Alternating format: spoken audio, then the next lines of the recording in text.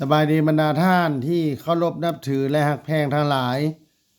มื้อนี้พ่อใหญ่แก๊สสิมาอ่านกฎหมายว่าด้วยการดำเนินคดีแพ่งฉบับปรับปรุงปี2024มาตรา43สิทธิอำนาจของคณะศาลครอบครัว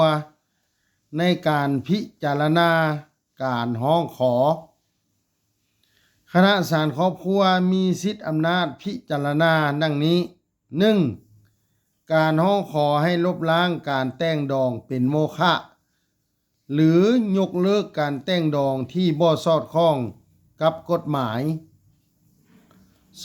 2. การร้องขอให้ศาลรับรู้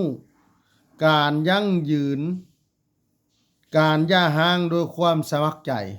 3. การร้องขอให้รับรู้การแบ่งปันสินสมทรัพย์ภายหลังการหย่าร้างโดยความสมัครใจ 4. การร้องขอให้ศาลพิจารณาการเปลี่ยนแปลงสิทธิในการคุ้มครองลูกภายหลังการหย่าร้าง 5. การร้องขอให้ศาลออกมาตรการจำกัดสิทธิของพ่อหรือแม่ต่อเด็ก 6. การร้องขอให้ศาลออกมาตรการต่อพ่อหรือแม่ในการเบิ่งแย่งเลี้ยงดูเด็ก